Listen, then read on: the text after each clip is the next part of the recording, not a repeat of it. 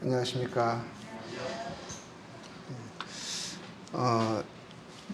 저희들 이제 열왕기상 지금 이제 계속 보고 있다가 한 몇 주 이제 다른 이제 주제 말씀을 교제를 했습니다. 오늘은 다시 이제 열왕기상 이어서 말씀을 나누려고 하는데 그 전에 부분들을 얼마나 기억하실지 잘 모르겠어요. 지금 이제 저희들이 지난번 열왕기상 할 때는 이스라엘의 일곱 명의 왕에 대해서 저희들이 다루었던 것 같습니다. 그러니까 솔로몬 이후에 그러니까 이제 사울 왕, 그 다음에 다윗 왕, 그러고 나서 솔로몬 왕이잖아요. 이게 이스라엘의 통일 왕국이었죠. 이스라엘이 이제 남과 북으로 갈려지지 않고 한 나라였었죠. 그런데 솔로몬 이후에 이제 르호보암이 왕이 됩니다. 그럴 때에 왕이 될 때에 남과 북으로 갈리죠. 그 북왕국이라고 하는 그 나라를 이스라엘이라 칭하고 남왕국은 유다라 칭하게 됐죠. 그래서 북왕국 이스라엘의 초대 왕은 누군지 기억하세요? 여로보암이었죠. 그리고 남왕국의 분열 왕국에서 남왕국의 유다의 초대 왕은 르호보암이었죠. 그리고 르호보암 이후에 남왕국 유다의 르호보암 이후에 그 다음 왕이 누구였나 기억나세요? 아비암이었습니다. 아비암. 그리고 그 다음 왕이 아사였었어요. 아사 왕. 3대 왕이었죠. 남왕국에. 근데 처음에 르호보암과 아비암은 그렇게 좋은 왕이 아니었었어요. 다윗의 마음과 같지 않았죠. 그런데 세 번째 왕이었던 이 아사 왕은 하나님을 경외하고 하나님의 말씀을 따라서 그의 백성들을 다스리고자 하는 선한 왕이었습니다. 근데 아사 이 왕이 몇 년을 통치를 하냐면 41년을 통치를 해요. 그러니까 이 41년을 통치하는데 아사가 왕이 될 때가 그 북왕국, 그러니까 이스라엘의 초대왕 여로보암이 그때 왕이었었죠. 그래서 여로보암 한 3년 정도 남겨놓고 있을 때 이 아사가 왕이 됩니다. 남왕국의 유다의 이 아사 왕이 되는데, 그러고 나서 이 북왕국의 여로보암이 3년 후에 이제 그의 아들이 이제 왕이 되죠. 나답이 왕이 되고, 그렇게 하면서 아사가 통치한 그 기간 동안에 그 여로보암에 그 포함해서 7명이 왕이 이렇게 바뀝니다. 그러니까 3대 왕, 남왕국 유다의 세 번째 왕 아사의 때에 북왕국 이스라엘의 초대 왕 여로보암을 포함해서 7명의 왕이 이렇게 바뀌어요. 그래서 이제 아사 통치 말년에 이제 누가 왕이 되냐면 이제 그 유명한 아합이 이제 왕이 됩니다.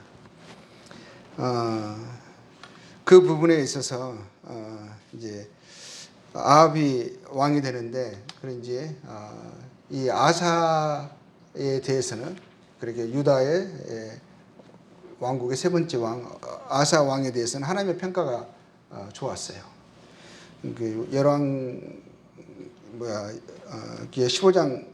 열왕기상 15장 14절을 보면 아사의 마음이 일평생 여호와 앞에 온전하였다라고 하고 있습니다.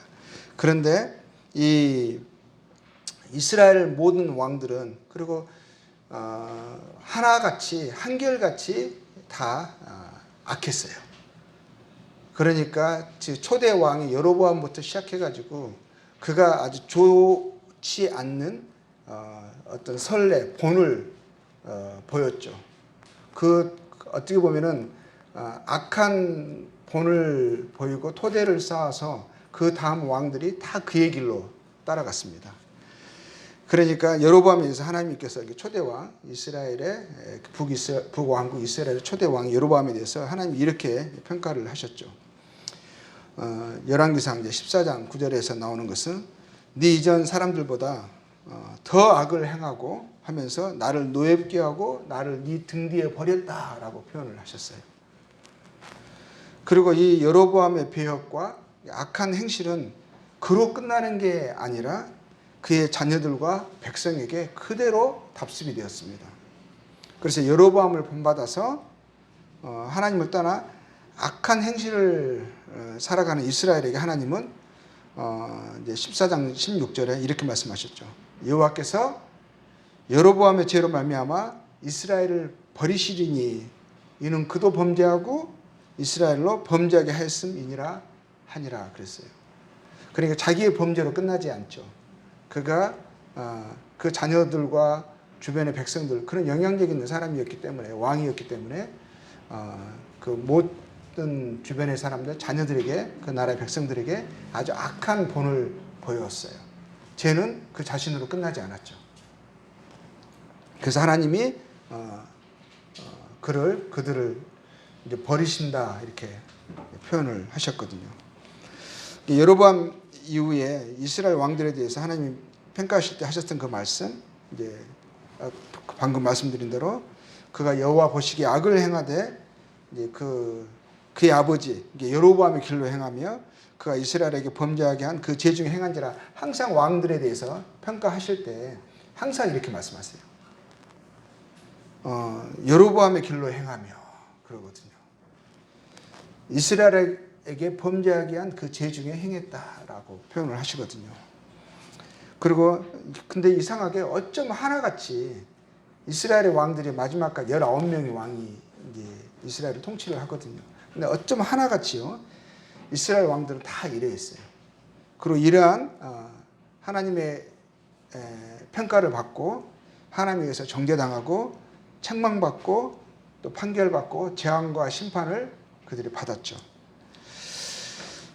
이렇게 유다 왕국 남유다의 셋째 왕 아사 38년에 그러니까 41년을 통치했다고 했잖아요. 38년에 이스라엘 7대 왕 아합이 왕이 되었다고 했습니다. 근데 이 아합은요 이스라엘의 그 어떤 왕보다도 악한 왕이었어요. 이스라엘의 최악의 어둠의 시기였었죠. 칠흑 같은 어둠이었습니다. 그래서 보면 열왕기상 한번 볼게요. 이제 열왕기상 16장 30절 보면 이 아합에 대한 평가가 나옵니다. 16장 30절. 오므리의 아들 아합이 그 이전의 모든 사람보다 여호와 보시기에 악을 더욱 행하여 그러죠. 느밧의 아들 여로보암의 죄를 따라 행하는 것을 오히려 가볍게 여기며 그 전에는 계속 왕들에 대해서 평가할 때 그들이 여로보암의 길로 갔다 하시면서 그를 따라서 범죄했다라고 하시면서 하나님을 정죄하시고 또 책망하시고 그리고 또 재앙을 선고하시고 이렇게 하셨거든요. 근데 이 아합에 대해서는 뭐라고 말씀하시냐면 그가 여로보암의 죄를 따라 행하는 것을 오히려 가볍게 여겼다라고 하셔요. 그 죄가 갈수록 가중되죠. 어둠이 갈수록 깊어지죠. 그리고 시돈 사람의 왕, 시돈은 이제 해변가에 있는 나라, 이제 고대의 해변 왕국 베니키아라고 하는 그러니까 이스라엘에서 가까운 곳이에요. 지중해 해변 이스라엘 가까운 시돈 왕인데 이방 나라죠. 근데 시돈 사람의 왕의 바알의 딸 이세벨을 아내로 삼고 바알을 섬겨 예배하고 여로보암의 길로 가는 그것을 오히려 가볍게 여기고 그 위에 더욱더 죄를 추가하고 가중시켜서 오히려 이제 이방 나라에 신을 들여오고 그리고 그 우상을 세우고 섬기고 이러면서 죄를 더욱더 악화시켰죠. 근데 이 아합은 원래는 심약한 사람이었어요. 그런데 이가 그 모든 이스라엘 왕들보다 더 악하게 행한 것은 그의 아내 이세벨의 충동, 그에 끌려다녀서 결국에는 이방의 죄까지 혼합시켜서 더 악한 왕이 된 거죠.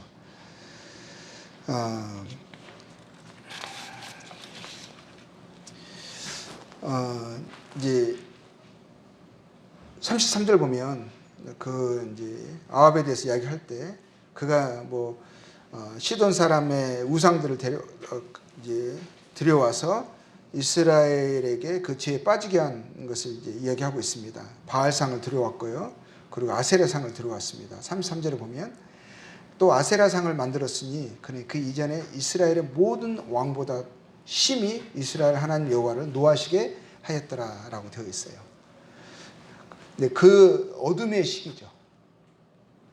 아합 왕이 이스라엘의 그 어떤 왕보다도 악했다라고 말을 하고 있죠. 그 악하게 된 원인이 나오죠. 그 아내의 충동에 의해서. 그래 악한 이방 나라의 여인을 아내로 삼고 거기에서 더 나아가서 그 여인이 가져온 그 나라의 악한 풍습을, 악한 종교를, 악한 행실을 따라서 충동되어서 이제 그 악을 담대하게 행한 거죠. 하나님을 완전히 버려버린 거예요. 하나님의 길을 완전히 이제 거절한 거죠. 그럴 때에 오늘 34절을 보려고 하는데요. 이 한 구절이 딱 나옵니다. 그 어둠의 때에 이 한 구절이 그냥 슬쩍 그냥 지나가는 것처럼 기록이 되어 있어요. 자, 보겠습니다. 16장 34절이에요. 그 시대라고 되어 있습니다. 그 시대에. 베델 사람 히엘이 여리고를 건축하였는데 그가 그 터를 쌓을 때에 맏아들 아비람을 잃었고 그 성문을 세울 때에 막내 아들 스굽을 잃었으니 여호와께서 눈의 아들 여호수아를 통하여 하신 말씀과 같이 되었더라. 딱 한 절에 이 내용이 기록되어 있고요. 그리고 이야기는 또 다른 이야기로 전개되어서 나갑니다. 이건 도대체 뭘 말하는 걸까요? 이 여리고를 베델 사람 히엘을 건축을 했어요. 근데 성벽에 터를 쌓을 때, 기초를 쌓을 때에 큰아들 아들이 죽었습니다. 그런데도 불구하고요, 계속 성을 쌓았어요. 그리고 성문을 놓는다는 것은 마지막이거든요. 벽을 다 쌓고 그러고 나서 성문을 딱 놓으면 공사가 끝나는 거잖아요. 근데 성문을 딱 놓을 때에 그 막내 아들이 죽었어요. 근데 이것이 우연이 된 것이 아니라 여호수아는 누구죠? 이스라엘 백성들이 애굽에서 해방되어서 하나님이 그들에게 주시겠다고 약속하신 가나안 땅으로 이스라엘 백성들을 이끈 지도자예요. 그렇죠? 여호수아의 진두로 이스라엘 백성들이 가나안에 들어와서 가나안 땅을 점령하고 이스라엘 백성들이 그 이후로 살게 된 거죠. 근데 이들이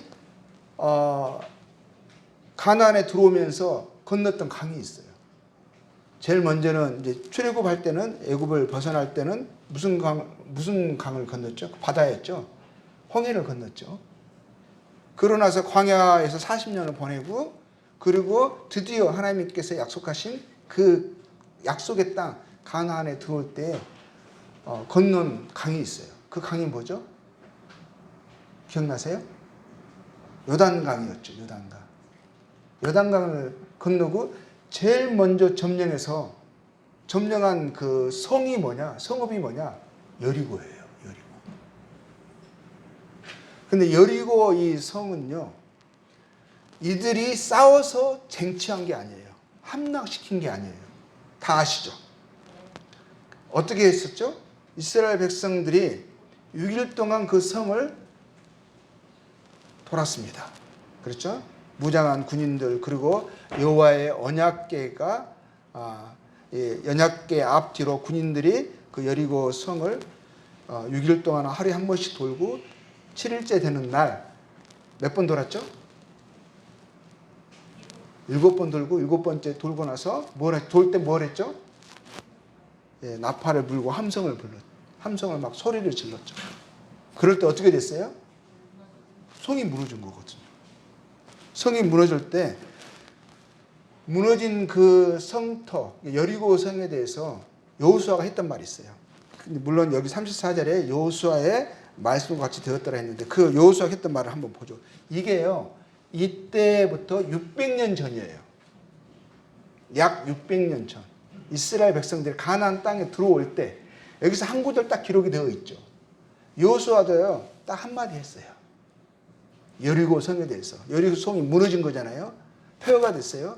근데 그들은 이들이 힘으로 전쟁에서 이겨가지고 성을 무너뜨린 게 아니라 하나님의 약속으로, 하나님의 능력으로 하나님이 하신 일이죠. 성이 그냥 우르르 무너져 내려버렸어요. 무너져 내린 그 성벽을 그들이 지나서 여리고를 함락시킨 거거든요. 그 무너진 여리고의 성벽을 보고 여리고 성을 향해서 여호수아가 했던 말이 있어요. 여호수아서 6장 26절 보겠습니다. 26절.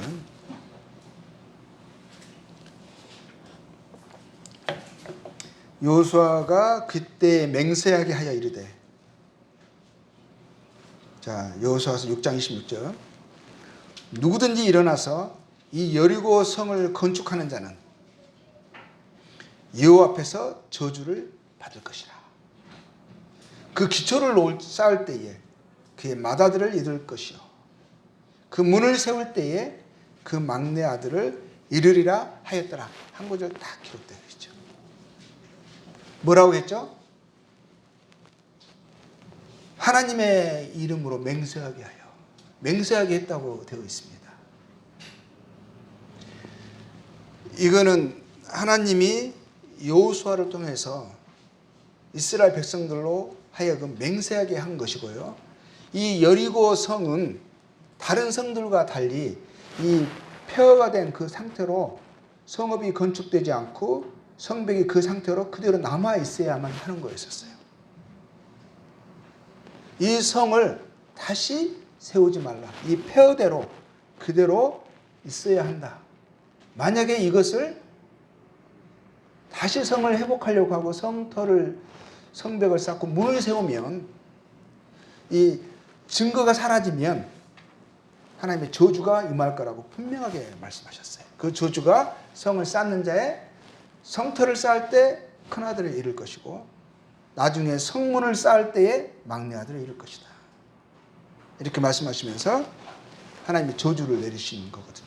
그런데 이 아합의 때예요. 600년이나 지난 예언이죠. 저주의 말씀이죠. 근데 아합의 때에 이 베델 사람이요, 이스라엘 사람이죠. 이 베델 사람 히엘이라는 사람이 담대하게요 여리고 성을 건축을 하는 거예요. 성벽을 터를 쌓았어요. 그럼 큰아들이 죽었잖아요. 그러면은 큰아들이 죽었네? 하면서 하나님의 저주를 생각하면서 두려운 마음에 거기서 멈춰야 하지 않을까요? 근데 이 히엘은 담대합니다. 누가 이기나 해보자는 심정인지 공사를 계속 이어가요. 그리고 공사가 마무리가 됐고 성문을 탁 설치를 했습니다. 그 큰아들의 죽음의 대가 위에 이 성이 세워진 거잖아요. 성문을 탁 놓을 때 얼마나 감개가 무량하겠어요. 그런데 성문을 탁 놓자마자 그의 사랑하는 막내 아들이 죽어버렸습니다. 뭐 600년이나 지난 애원인데 이 왜 히엘이 성터를 여리고 성을 건축하려고 했었고 건축하는 과정 속에서 큰아들이 죽었음에도 성터를 쌓다고 했으니까 성벽에 기초를 놓은 거니까 그 성벽을 쌓을 때 성터 놓고 나서 성벽을 쌓을 때 시간이 성문을 놓을 때까지 시간이 상당히 이렇게 필요한 거거든요. 근데 그 중간에라도 멈추지 않았을까? 왜 고집을 부리면서 끝까지 쌓고야 말고 하나님의 저주가 그 가정에게 완전하게 임하도록 했을까?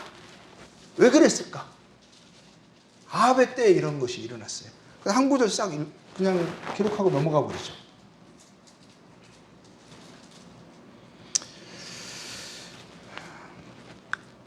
왜 그랬을 것 같아요? 왜 히엘은 이랬을까요?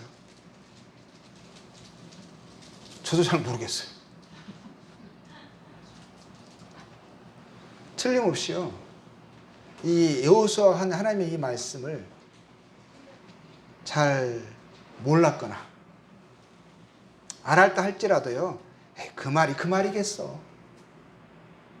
그냥 자기 나름대로 그 말씀에 대해서 액면 그대로 받아들이기보다는 그 말씀을 비유로 생각하거나 아니면은 또 말씀을 여러 가지 자기 나름대로 해석을 해서 복잡하게 만들어서 실제적인 의미를 그 단순한 그 의미를 그대로 이해하지 못했거나 아니면 반신반의는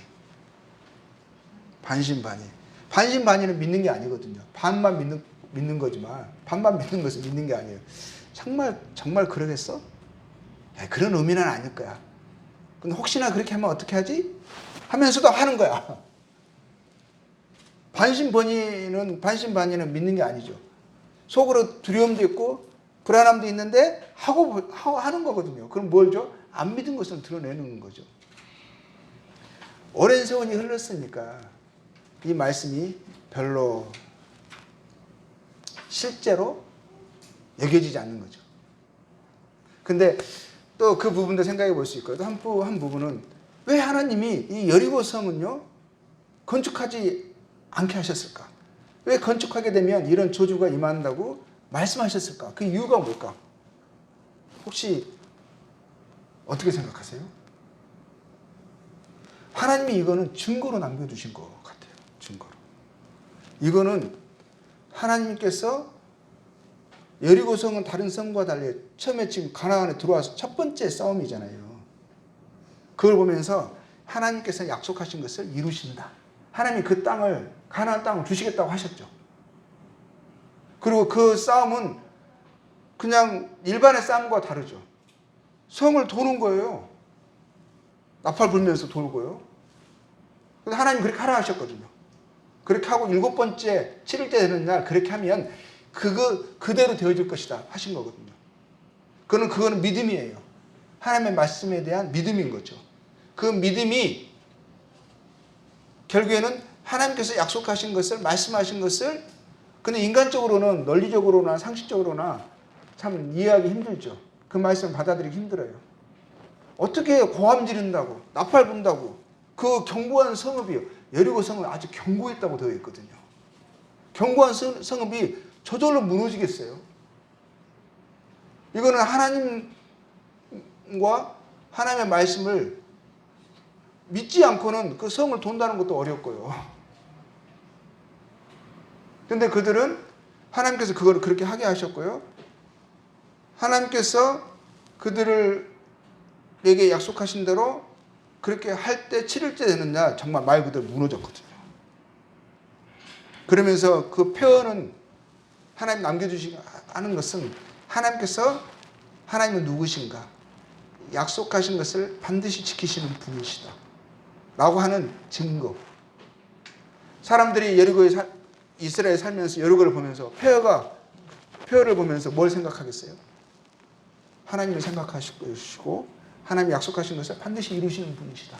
우리의 하나님은 누구신가? 이걸 기억하게 하시는 거죠. 믿음의 증거로 주시는 거죠. 그래서 근데 그것이 없어져 버리면 사람들이 기억 속에 어떻게 되겠어요? 상징하는 바가 기억하게 하는 그런 것들이 사라지게 되면 사람들이 어떻게 해야 돼요? 믿음으로 살아가는 거, 하나님에 대해서 기억하는 것이 약화될 수 있잖아요. 하나님 말씀을 기억하고 그것을 믿는 믿음으로 계속 살아가기를 원하시는 거죠. 그래서 히브리서 12장에서도 보면 구름같이 둘러싼 허다한 증거들을 주셨다고 하거든요.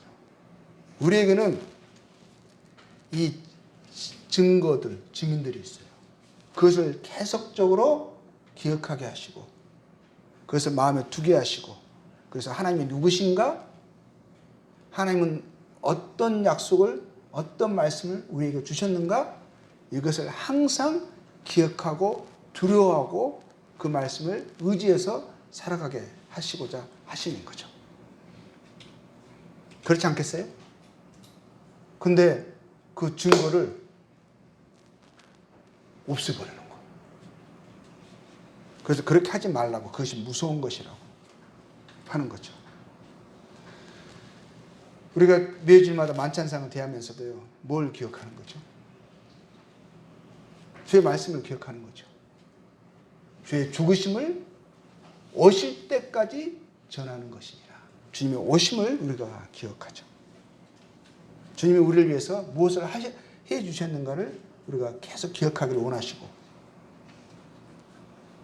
그 믿음의 토대 위에 우리가 살기를 원하시는 거죠.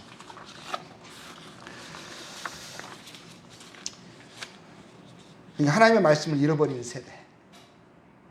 이 혼돈의 때는 뭐가 혼돈이겠어요? 어둠의 때는 뭐가 어둠이겠어요? 하나님의 말씀을 잃어버리고 하나님을 기억하지 않는 그것이 어둠이거든요.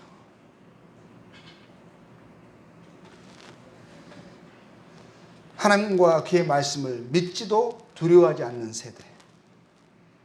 그런 말씀이 있었는지도 몰랐을 수 있고요. 들었다 할지라도 비유로 보거나 약화시키는 거죠. 다른 의미로 말씀을 혼잡하게 하거나 복잡하게 뒤틀어서 문자 그대로의 의미와 성취를 믿지 않는 거죠. 그런데 하나님과 그의 말씀을 사람들이 믿지 않았다 할지라도 기억하고 있지 않다 할지라도 뭐죠? 하나님의 말씀엔 여전히 효력이 있죠. 하나님은 그의 말씀을 이루십니다.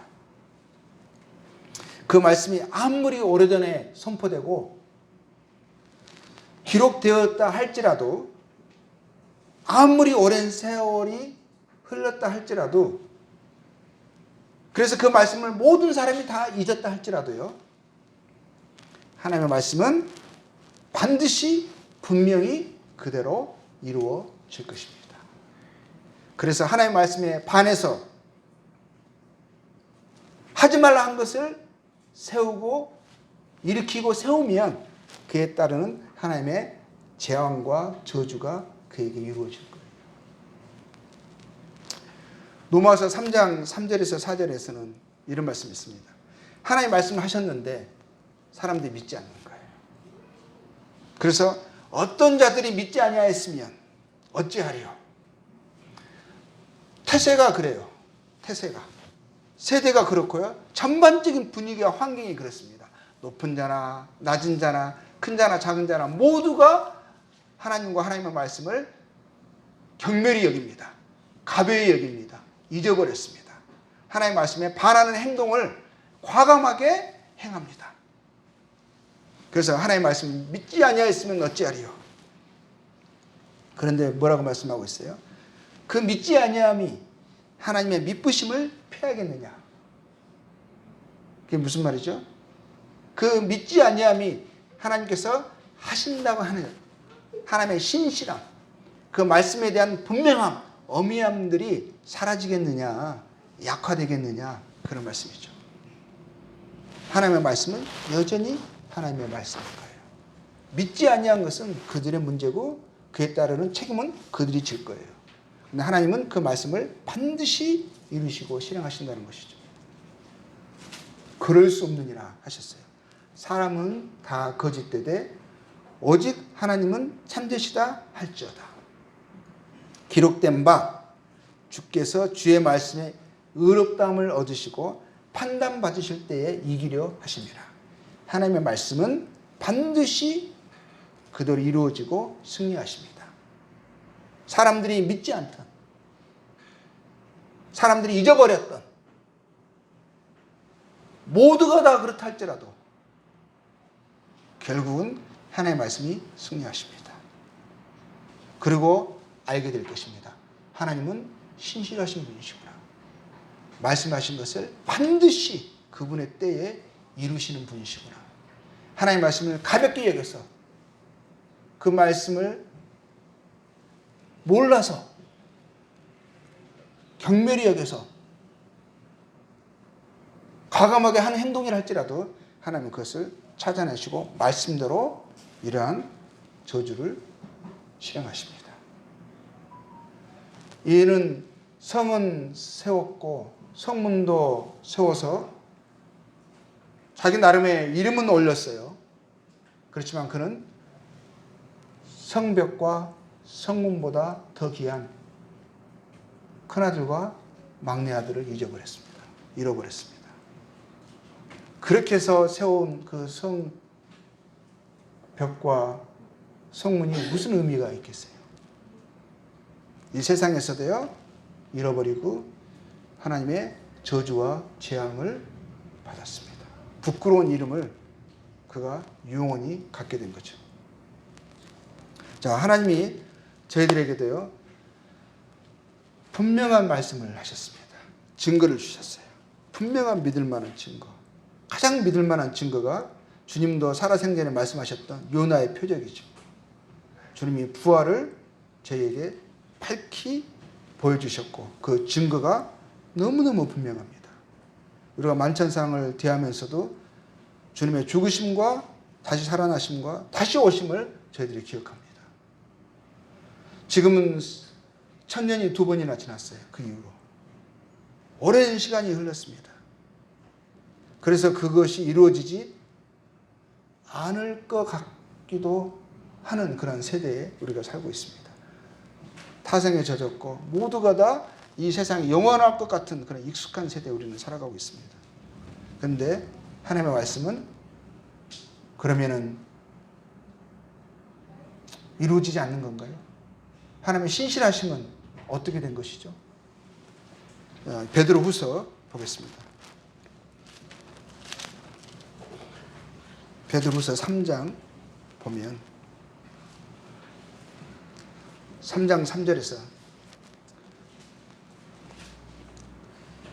먼저 이것을 알지니 3장 3절 먼저 이것을 알지니 말세에 조롱하는 자들이 와서 자기의 정욕을 따라 행하며 조롱하여 이르되 주께서 강림하신다는 약속이 어디 있느냐. 자, 주의 분명하신 말씀, 너무너무 명확하신 그 말씀도 사람들이요 세월이 흐르다 보니까 그 말씀을 약화시키려 하고 잊게 하려 합니다. 풀어 잊으려 합니다.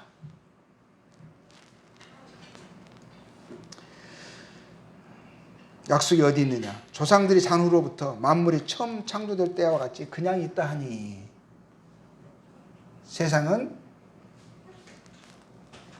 계속 이렇게 유지되고 흘러갈 거라는 거죠. 주의 그 말씀이 이루어질 것 같은 그런 징조나 그러한 것이 보이지 않는 모든 사람들이 그냥 그렇게 생각하고 그렇게 서로 격려하면서 자기의 정욕을 쫓아 살아갈 것을 충동하면서 살아가게 합니다. 우리는 어떻게 보면 아합과 같은 이세벨의 충동에 이끌려서 살아가는 그러한 어둠의 세대를 우리가 살아가고 있을지도 모릅니다. 폭풍 전야가 가장 고요하기도 하고 또 가장 해가 뜨기 전에 가장 어둡다고 하잖아요. 자, 8절에 보겠습니다.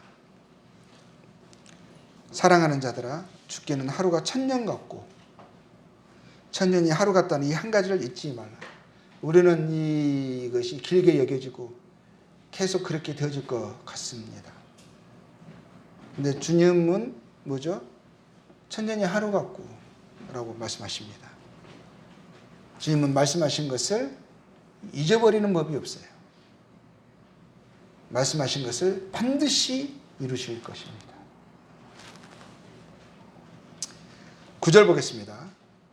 주의 약속은 어떤 이들이 더디다고 생각하는 것 같이 더딘 것이 아니라 오직 주께서는 너희를 대하여 오래 참으사 아무도 멸망하지 않고 다 회개하게 이르기를 원하시느니라. 주님이 하신 말씀이 성취되지 않거나 이것이 그냥 이루어지지 않을 것처럼 더딘 것이 아니라요. 주님은 오히려 기다리고 계시대요. 회개를 기다리고 계시고 주님은 참고 계신다고 말씀을 하시고 계세요. 자, 10절 보겠습니다. 그러나 주의 날이 도둑같이 오리니, 그러나라고 되어 있죠. 그러나 주의 날이 도둑같이 오리니 반드시 되어진다고 하고 있습니다. 그날에는 하늘이 큰 소리로 떠나가고 물질이 뜨거운 불에 풀어지고 땅과 그 중에 있는 모든 일이 드러나리로다. 그대로 되어진다라고, 말씀하신 대로 이루어진다라고. 이 세상은 정욕은 지나간다고, 그리고 하나님에 의해서 없어지고 멸망받을 거라고 말씀하고 있어요. 11절에 이 모든 것이 이렇게 풀어지리니 너희가 어떠한 사람이 되어야 마땅하냐.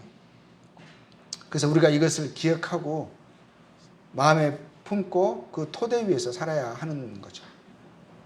베델 사람의 히엘처럼 행해서는 안 되는 거라는 거죠.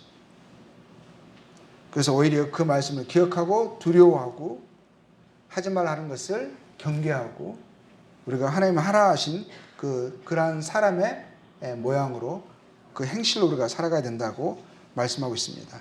거룩한 행실과 경건함으로 하나님의 날이 임하기를 바라보고 간절히 사모하라 라고 되어 있어요. 하나님의 날이 임하기를 바라보고 간절히 사모하라. 그날에 하늘이 불에 타서 풀어지고 물질이 뜨거운 불에 녹아지려니와 우리는 그의 약속대로 의가 있는 곳인 새하늘과 새 땅을 바라보노라. 우리가 믿음의 눈으로 하나님의 약속하신 것을 바라보고 주의 오심을 기다리면서 살아가기를 주님은 저에게 말씀하십니다. 그 여리고 성이 주님이 그에 대해서 경고하신 것처럼 그것을 무시하고 그것을 세웠어요. 하나님의 말씀을 기억하지 않고 또 하나님의 말씀을 멸시하고 하지 말라 하신 것을 행함으로 하나님 말씀하신 재앙이 그들에게 임했죠. 우리도 이러한 이것을 경계에 삼아서 하나님의 말씀은 분명하게 저희들에게 말씀하고 있고 반드시 그렇게 이루어질 것입니다. 그러니 저희들이 하나님의 말씀에 대해서 분명하신 그 말씀에 대해서 어떠한 자세로 어떠한 마음으로 우리가 그 말씀을 받아들이고 살아갈 것에 대한 본을 저희들이 이 안에서 받을 수가 있습니다. 한 구절이지만 그 말씀을 그냥 지나치기에는 저희에게 많은 교훈을 주고 있게 또 상기하고 또 그 말씀 안에서 우리가 받아야 할 교훈을 받고 또 주님이 저에게 분명하게 말씀하신 그것을 항상 기억하면서 주님이 기억하라 하신 거, 바라보라 하신 거, 그것을 계속 기억하고 바라보면서 주의 말씀을 이루는 저희들이 되기를 원합니다. 오늘은 여기서 마치도록 하겠습니다. 감사합니다.